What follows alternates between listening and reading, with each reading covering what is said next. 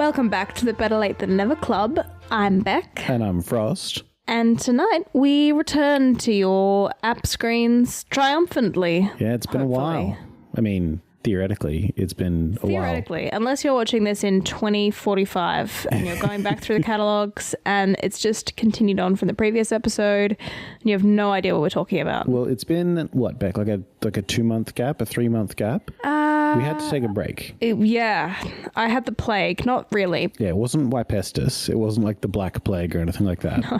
But yeah, it was a very, very long-lasting chest infection that negated my ability to sit and talk in front of a microphone without breaking the sound barrier with a cough every 10 seconds. And then we yo-yoed. So when I had it, Beck didn't have it. When I didn't have it, Beck had it. Yeah. And then in and around all that, life just made recovery hard. So here we are, sometime later. Sorry, dear listener. We did want to be gracing your ears with our thoughts on movies from 20 plus years ago. We just simply couldn't. We just couldn't sit down and sit through an hour of talking. It turns out maybe I should insure my voice, Just kidding. But it's apparently worth $5 a month, Beck. Yeah, I know. Just don't underestimate my worth, please. So yes, apologies for our hiatus. It was an unintentional but sort of necessary break. But we are back, and we are tonight going to fulfill another Patreon request. Ooh, yeah. This one comes from the lovely Raina, whose one and only request thus far was Mr. and Mrs. Smith, 2005. Not the TV show. No, not the 2024 TV show of the same name. Which is good. If you haven't seen it, I'd recommend it. I haven't seen it, and I don't probably plan to, but maybe one day. I do like Donald Glover, and I can't remember the girl's name. But she was good. She was in Pen 15. I reckon you would enjoy just putting it on while you're doing some cross-stitching. Maybe. It's pretty easy. Yeah, I mean, look, I like a good crime. So, Mr. and Mrs. Smith, 2005. Do you want me to tell you what I know, or would you like to tell me what you know first? I think I know less, because I don't think I've seen it. I feel like it's got Angelina Jolie and Brad Pitt. Mm-hmm. And correct. I know the story of Mr. and Mrs. Smith as a concept. This is not the first time the story of Mr. and Mrs. Smith has made it to big screen. I think this was probably one of the bigger ones because it's got fucking Brad Pitt and Angelina Jolie in it. Right. Presumably at the height of their careers as well, 2005. Therein ends the list of things I know, other than the fact that it's a Mr. and Mrs. Smith story. So it's super spies. They presumably work together or don't work together. Who knows? Mm-hmm. Well, yeah, I mean, you're correct about the basic concept being a married couple that are spies or agents of some variety. Kind, yeah. I also don't know, having not seen it. I'm not sure about your claim that this movie isn't the first time it is a thing. Oh, really? I thought there was like a Mr. and Mrs. Smith from like the 70s or something. Maybe that was a TV show, or maybe there was a book. I'm looking at the Wikipedia because you've made me revisit it. It didn't come up in my notes. Really? And normally that kind of thing would. Yeah, for sure. I'm definitely under the impression. One of the things, noted. But I'm not seeing anything. Huh. Well, then it wouldn't be the first time that I've missed it. It might be clustered into one of like the subheadings on Wikipedia, but usually it mentions what the original, source material, adapted from or inspired by, I thought we had a Charlie's Angels situation on our hand where there was some source material, some revived thing. So this is the first. I think so. Oh, there you go. And then the TV show from this year. Well, so the things I knew about it already wrong. Wrong. Incorrect. Bow.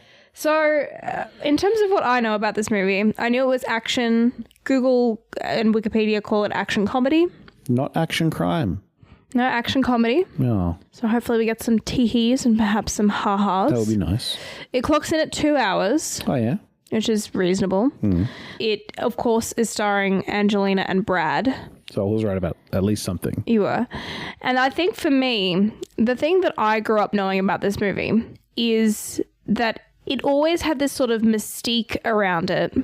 Even though I hadn't seen it, it sort of carried this level of mystique because this is the movie that Angelina and Brad worked together on that led to his divorce from Jennifer Aniston. Oh, damn. And subsequent marriage to Angelina Jolie. Oh, damn. And there was pretty established rumor mill, gossip mill, legacy that they had an affair on, like they fell in love, probably had an affair during the course of the making of the movie, which had this, so it not necessarily tainted it for me, but, I was pretty young when this came out and I saw it splashed across, magazine covers, right?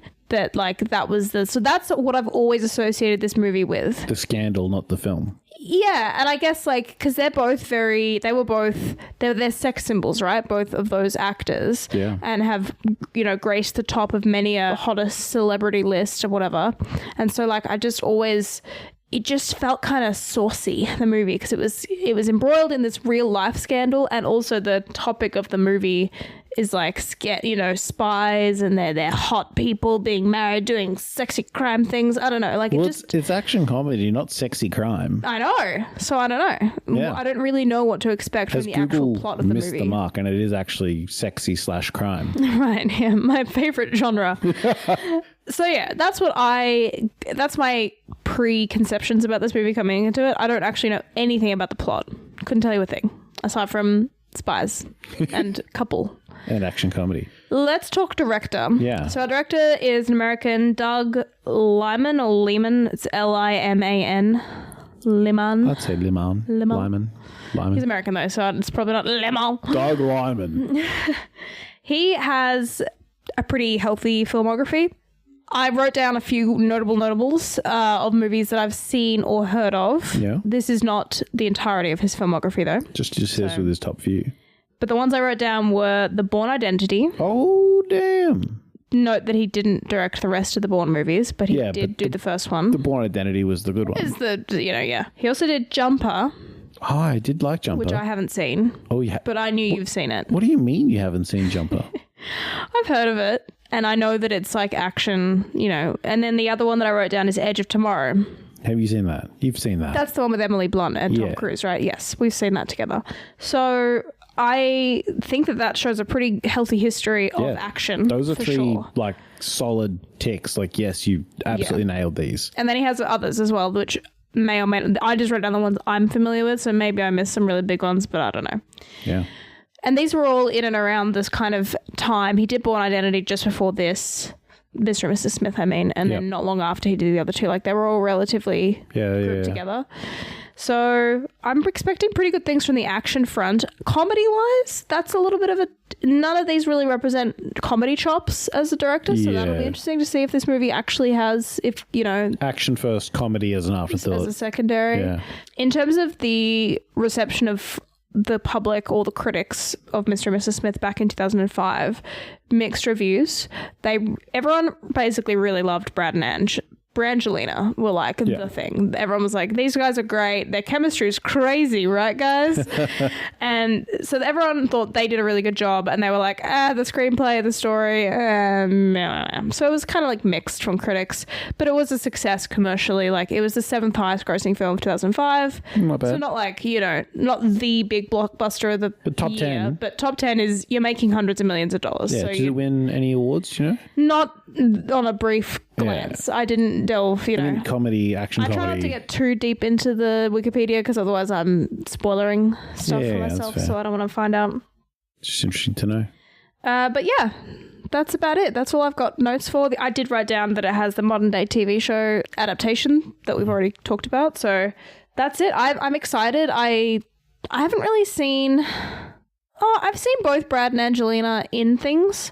I don't think I've seen a whole heap of... I haven't watched all of either of their filmographies by any means. But I think they're both good actors, the only thing I think I've seen Angelina Jolie in was Tomb Raider from forever ago. Maleficent? Is she Maleficent? She's Maleficent. Wow. She's got some makeup on. Yeah. And some prosthetics, but yeah. Yeah, that was a good film. Yeah. Brad Pitt has seen in a couple of things. Mm-hmm. He's been in quite a few things that I've enjoyed, so I don't mind Brad Pitt. I haven't seen her Tomb Raider. I don't remember it very well. It was a very long time ago. Mm-hmm. I just know that she was in it, and I definitely saw it in the cinema I couldn't tell you a thing about it. Yeah. There's a few of her movies that I want to see. Like, I think there's Girl Interrupted, I think is one, which is kind of a pretty heavy drama film, I think. I missed an opportunity to interrupt you in the middle of saying that. Did you? Did you? Or were you just a respectful spouse? Maybe. No one will know. As for Brad Pitt, I've seen him in a handful of things for sure, but there's definitely a few. I really enjoyed him in Inglourious Bastards. I think that's probably my favorite Brad Pitt performance that I've seen, of the few that I've seen. I would like to see Ocean's 11, to see him and Clooney at work. Is he in that? I think so. Why aren't we watching that? Because I'm watching Mr. and Mrs. Smith. Well, we should watch that next. Okay. Well, we've got quite the list. I don't know if you know this, but they've made quite a few movies. But I want to watch more movies. Getting back to this after such a long hiatus has really made me miss it. So, well, Ocean's 11 was 2001, so that's even earlier. Yeah, than this. 23 years ago. That's terrifying. But yes, it did have Brad Pitt, George Clooney, Matt Damon, and others. Yeah. Julia Roberts. One presumes it had 11. Big cast members. Is that how it works? I don't know anything about that movie except that it's a heist film. That's a discussion. Let's not talk about Mr. and Mrs. Please, let's talk about Mr. and Mrs. Smith some more. Well, no, let's not talk about it at all. Let's watch it. All right, fair point. I got nothing else to say. Let's jump into it then and click play. First, we meet our eponymous couple, John and Jane Smith. The two have been married for 5 or 6 years, and things have grown stale. Or have they? Both are leading secret and separate lives as assassins for hire, while maintaining covers of supposed suburban bliss. But all is thrown into chaos when they receive the same contract and almost kill each other in the process. Both are assigned with orders to kill the other, and despite many near-fatal run-ins, they cannot seem to finish the job. Deciding to team up against both of their agencies, Mr. and Mrs. Smith find themselves in a showdown of epic proportions. Sometime later, the two appear to have succeeded in thwarting the plans against them, and their once stagnant marriage is now in bloom. Here's some deeper thoughts on the matter. Well, I wasn't wrong. I don't remember what you weren't wrong about. Just smile and nod. No, I'm joking. No, about it being like a sexy scandal crime spy film. I mean, it was definitely action comedy, but there were moments of sexy crime. Yeah. Like there was at the start a lot more sexy crime than action comedy. It really settled into the action comedy of it all. Yeah, for sure. And it's interesting how like it's not an aggressive comedy in terms of like it's definitely action first. Yeah, with one-liners, a lot of zingers. A lot of zingers and a lot of like it's just like timing jokes. Yeah. You know? Mm-hmm. So yeah, it was good. It was fun. I can see why it didn't rate well. Yeah. Because it was very like predictable. Flimsy plot. Yeah. There was a lot of gunfire in the house for like effectively the neighbors to be called and not like a post 9/11 police response. You know what I mean? Like it was... Yeah. Well, I pointed out pretty early on in that scene, I was like, this just doesn't seem realistic. No one has shown up to be like, why is there so much gunfire coming out of your house? It was, I had suspended disbelief. And then you pointed that out and I was like, yeah, they were remodeling the house with a shotgun. There was... Yeah. No decorum. No decorum at all. Very not demure. There was a gas explosion. Very unmindful. A little cutesy, though. A little cutesy. So yeah, there was a lot to unpack. I didn't see the twist coming, partially because of the face blindness. Yeah, I probably should have. I just the plot was so bare bones that I didn't try and think about it too hard. Yeah, for I mean, like, I don't know what you heard, dear listener, what the recap told you, but effectively we get introduced to this throwaway character, some goofy kid who gets given a job in some shady establishment, and I'm looking at that going, that's one of the Smith establishments, right? It looks like a spy organization, has all the hallmarks of a spy organization. This kid, whose face I immediately forget, is then featured in the middle of the film as like this prime target, and somehow has found himself in South America being transferred across the border to the CIA or something. And that feels like, to me, that should have raised some questions, but I didn't know who it was. I didn't recognize this guy. The character played by Adrian Brody, for those playing at home. I would have been a little bit more suspicious, I feel like, and maybe suspected that there was something Adam Brody. Sorry. Someone Brody. I agree with you. It's not really a twist if you... I mean, it still kind of is because it's still weird. You can still think it's weird that he's like this random kid who's clearly a low-level agent in whatever situation he is in to then suddenly be both of their target.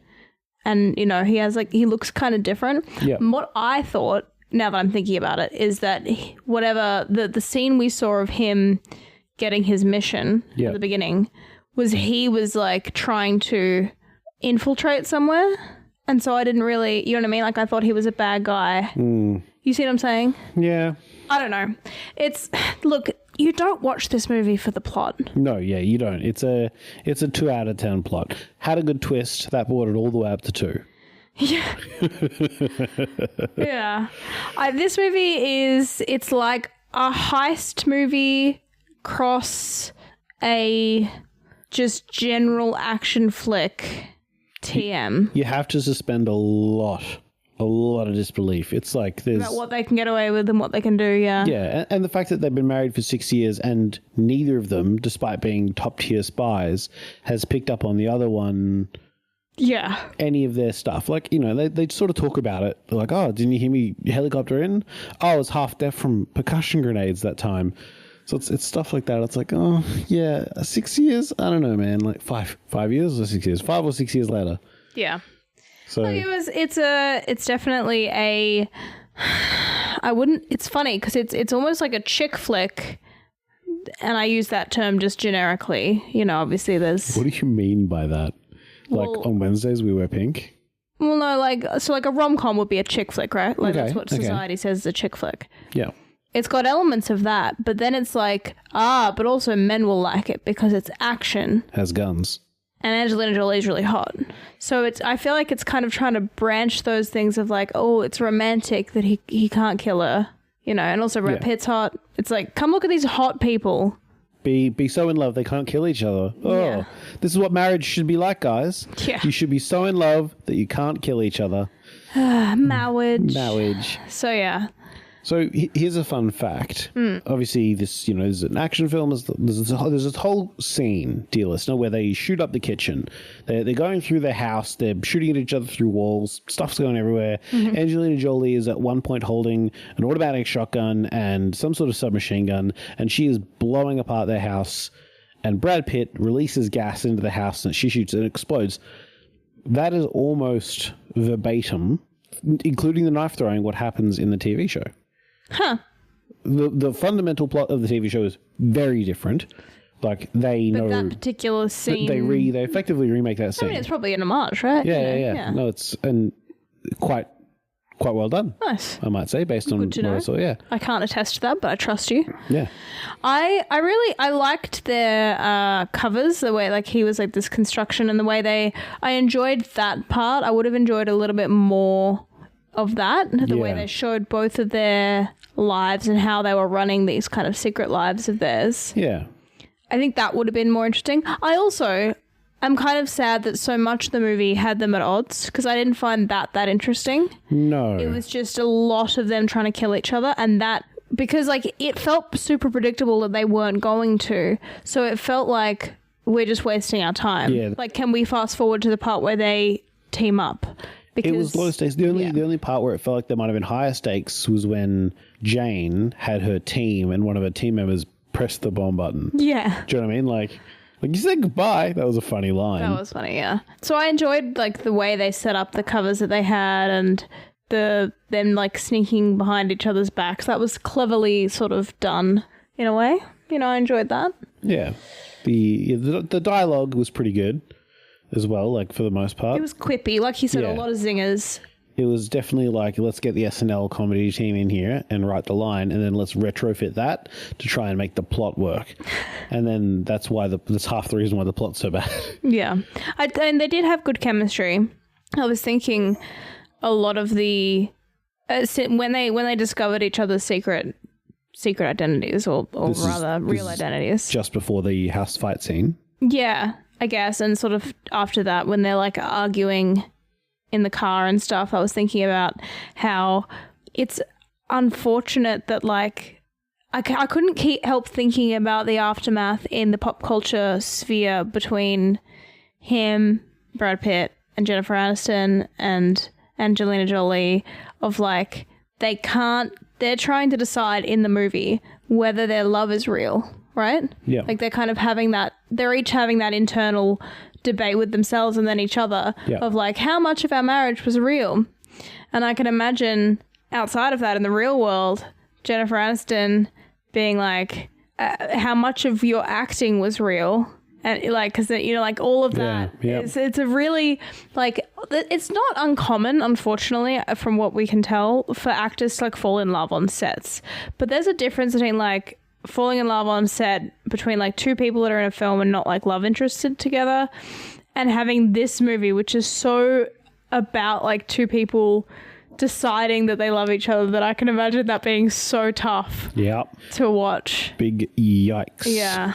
So yeah, look, it felt long, you know, because you say I would have liked to have seen more of the, you know, the side hustle, and I would have liked to see less of them at each other's throats, because it was, like you said, it was less interesting, and I fully agree. And that was probably a full hour. Yeah. 2 hours was just that. First half hour cover, then the next hour just them at odds, and then the last half hour, you know, them teaming up. The team up, TM. I agree with you. Yeah. But it was a long film. Like it was only 2 hours, but I felt the full 2 hours. I agree. You know, it did drag. I agree. An action film shouldn't drag. Yeah. Because it should feel higher stakes, fast paced. The energy should be there to the point where like it ends and you're like, whoa. It's over. And that's already. the thing. It's not like the energy wasn't there. It just felt like it just kept on going. Yeah. When they first had like the tank assassination thing, that was like in the first half hour of the film, or toward the, you know, the half hour mark.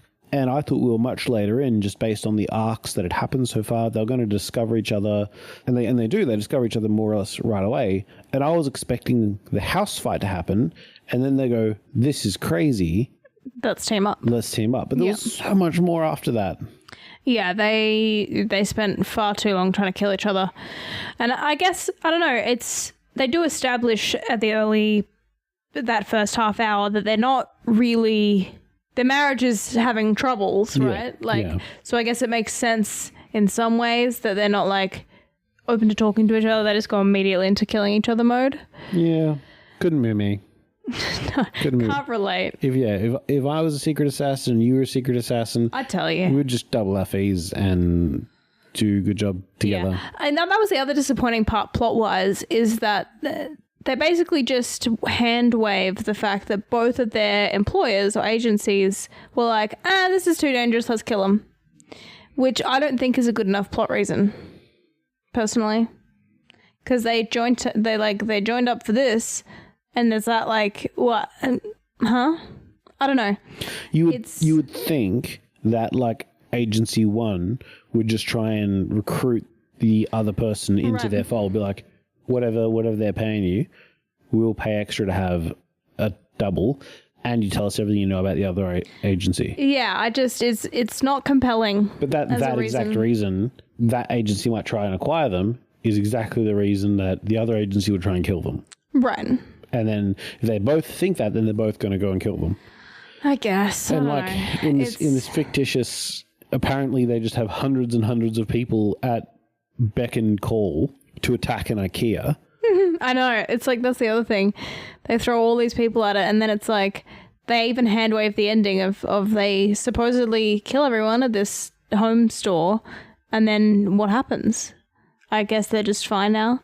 I don't know. There's a lot of hand wavy-ness at the end there. Action film hand waviness, which doesn't help with the plot of it all. No, definitely not. So, what else? There was probably not a lot to say. That we saw a few cameos of other actors or actresses and other things. Not really cameos. It's just earlier on in their careers. We just know them more now. Not a cameo, a small role, I suppose. I mean, Kerry Washington, Vince Vaughn did good as that offsider. Thought he was funny. There was the voice of the father. Who that voice got me. I was like, oh my god, that's such a cool voice. Where do I know that? And it's from Disney. He's like the voodoo doctor guy. Dr. Facilier. He's got such a cool voice. He does. And very recognizable. I recognized it too. I couldn't quite place it. I had to look it up. I got friends on the other side. I did like it had a very Charlie's Angels vibe with her squad. Yeah, of yeah. girls. I liked that. Definitely some inspo there. Yeah, for sure. It was... And I liked the dichotomy between the two. Like, she's got this, like, super high... Yeah, high-tech, well-planned. High-tech, really organised. And then he's, like, just so ramshackle. Yeah, barely holding together. Just duct tape. I did find it kind of funny how I felt like from quite early on there was an implication that she was better than he was, just at the job in general. Yeah. But then in the end, she can't best him. I found that a little unrealistic. But again, well, she's better at the job. She couldn't kill him though? But I mean, like, she could have killed him, but she didn't want to kill him. She couldn't bring herself to kill him. I guess the explanation is that she was holding back. Yeah. That's fair. I guess it's a good enough reason for this particular plot. And like for example, the things I don't like is that he has absolutely no plans really ever shown. He just sort of wings it. Yet he climbs into her well-planned, well-defended building where they have apparently heat signature scanners on all 80 floors. Yeah. And they didn't. He just broke in him. somehow. I know. There's so much hand waviness. So much hand waviness. It was ridiculous. Yeah. Anyway, so yeah. I think my favorite part of this movie was the dialogue. Frankly, like different parts of the dialogue. So like I think my favorite scene or sequence was the car chase sequence. Yeah. Because there was some really good dialogue there because they're kind of revealing their truths to each other. Like she's an orphan and the guy who gave her away at the wedding was a paid actor. I swear I saw him on Fantasy Island. Yeah. And then, them like being bad at driving and throwing each other around in the car. I don't know. That was a fun scene. Like definitely having like a little Discovery domestic spat while also killing the mysterious 3 BMWs that inconspicuously chased them down on some like interstate highway. Yeah, it got very John Wick at the end, before John Wick was a thing, but the idea that this alert went out to all of the assassin agencies. God, it's a long time before John Wick, isn't it? It is, yeah. But the fact that like everyone descends upon them, although like the implication is it's just their 2 agencies. Yeah, but if it's everyone in the agency, who knows how big they are, I guess, right? Yeah, and it's like the agency's different levels, and at least we saw that, obviously John and Vince Vaughn's character, Eddie, I think his name is, they have their own little satellite office. Right. But, obviously the company they work for must have a different office because the kid who plays the tank gets his job at a different office altogether, and there's heaps of people there. So, I liked the reveal that she's never done any of the cooking. Yeah. Yeah, that was funny. I sort of caught myself thinking that near the start. I was like, so many times there's got to be close calls where she's on a mission, and she's got to get back and like just slip right into normal life. Yeah. But cooking takes ages, and I'm glad that they didn't hand wave that away. I'm glad that they had an explanation for that. They needed more of that. Yeah. Yeah, more funny or clever explanations. Yeah. I liked it also in the scene when he comes home and they both know, and she like goes to cut the meat, and he's like, let me do that, and then she goes over to cut the bread and whips out a second knife, and then there's just these really dramatic knife noises. I did like his like test where he dropped the bottle of wine and she just grabbed it like reflexively. Yeah. And it's like, okay. And then she like drops it again and you're like, oops. But the jig was up. That was, the whole thing was well paced from an action perspective. It was well paced from a comedy perspective. There was just too much of that middle section. Yeah.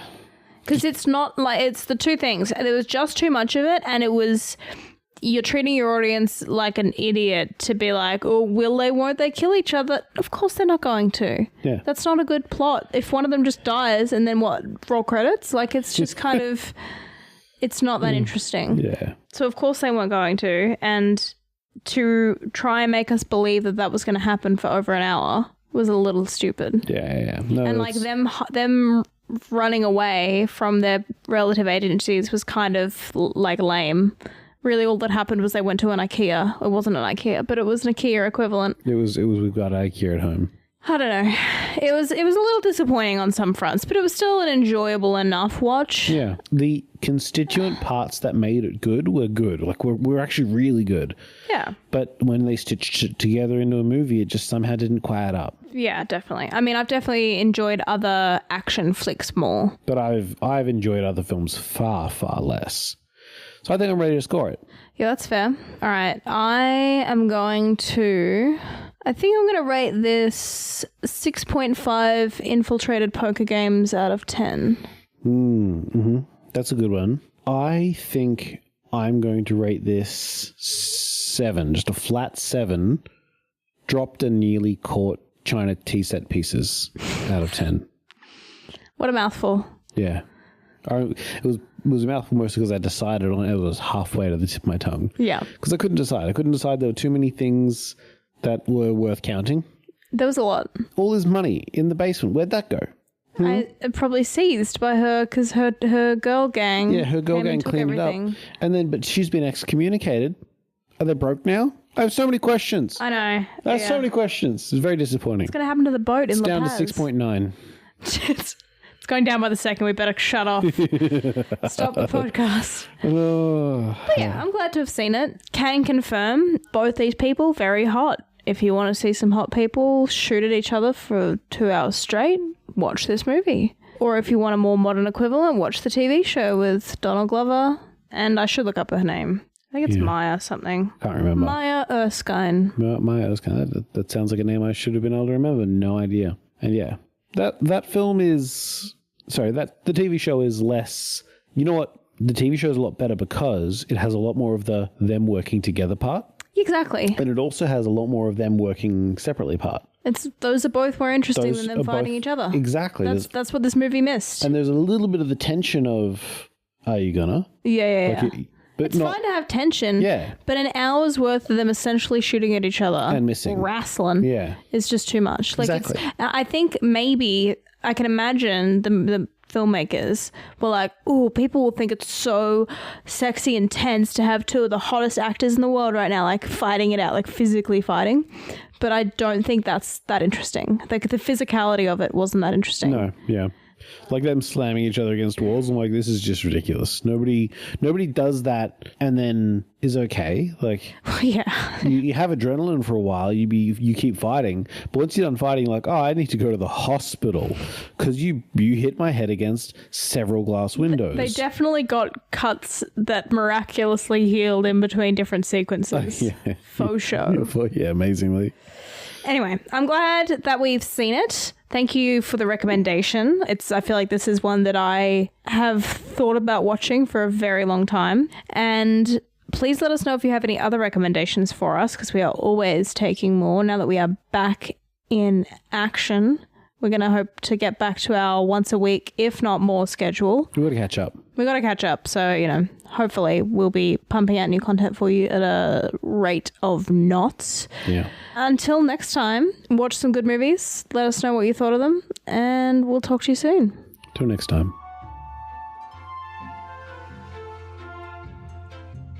This episode of the Better Late Than Never Club is brought to you by our patrons: Alex, Christopher, Lindy, Matthew, Nathan, and Rachel. And also our members: Aimless, Andrew, Raina, Salty Pond, and Simon. Thank you for listening.